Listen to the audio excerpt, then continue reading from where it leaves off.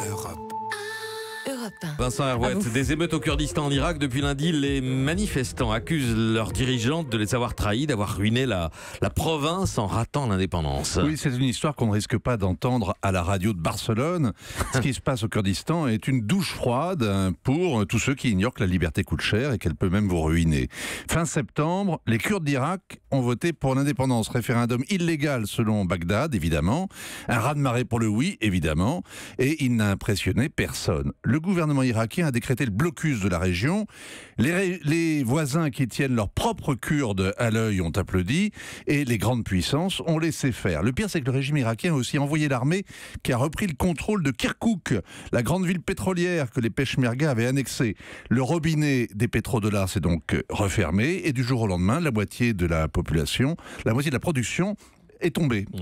Alors, ajoutez à ça le bouclage de l'espace aérien qui asphyxie cette région enclavée.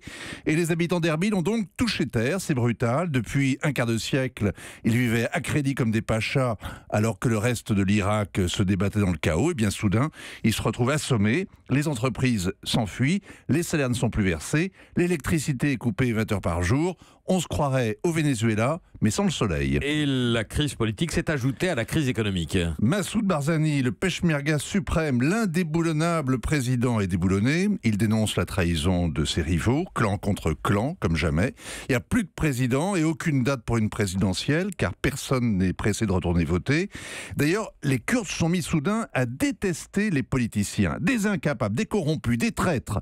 Les émeutiers se ruent sur les sièges des partis politiques pour y mettre le feu. Une vingtaine est partie en fumée. Ici et là, la police a tiré en l'air puis a tiré dans le tas. On compte au moins 5 morts et 200 blessés. On n'ose pas parler de printemps kurde, c'est pas de saison. Mais la rage ne retombe pas, malgré le déploiement massif des forces de sécurité. Mais est-ce qu'il ne peut pas y avoir une sortie par le haut, une négociation avec le pouvoir central? Alors, on est en Orient, on n'est pas à la SNCF. Bagdad joue le pourrissement. Il attend la banqueroute. Il veut réduire cette autonomie dont les Kurdes profitent depuis 25 ans, depuis que les Américains les ont protégés de Saddam Hussein. Les Kurdes ont fait la guerre à Daesh. Ils ont cru qu'ils seraient récompensés, qu'ils pourraient enfin instaurer l'État dont ils rêvent. C'est le contraire. Le monde n'a plus besoin d'eux. Ils ont voulu forcer le destin, il s'est vengé. On n'est pas en Catalogne. Quand on perd, on paye. On ne déménage pas à Bruxelles.